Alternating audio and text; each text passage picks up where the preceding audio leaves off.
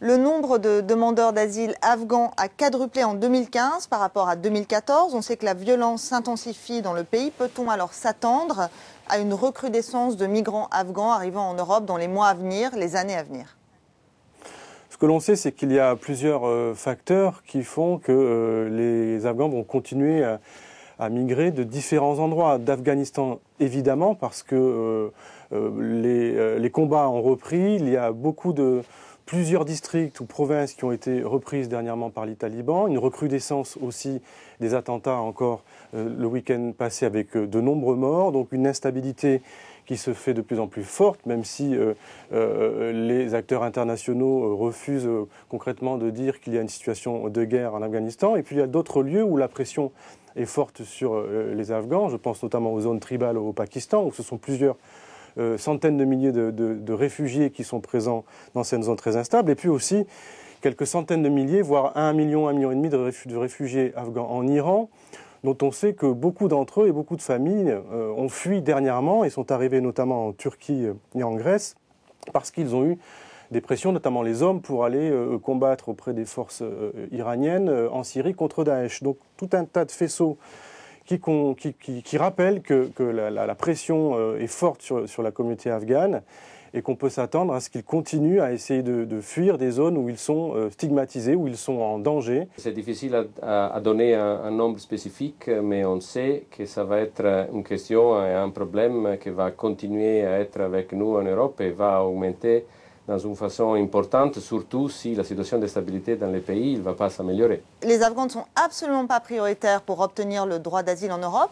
Est-ce que l'Europe va changer de politique, sachant que les violences reprennent en Afghanistan? Aujourd'hui, ce qu'il faut pouvoir discuter et contester, c'est la notion de retour volontaire telle que l'évoque l'Europe et qui rappelle la possibilité pour des familles afghanes de rentrer en Afghanistan dans de bonnes conditions. Je conteste la notion de retour volontaire parce qu'il y a beaucoup d'Afghans qui aujourd'hui vivent dans des conditions terribles, notamment dans des camps ou des hotspots en Grèce, depuis plusieurs mois.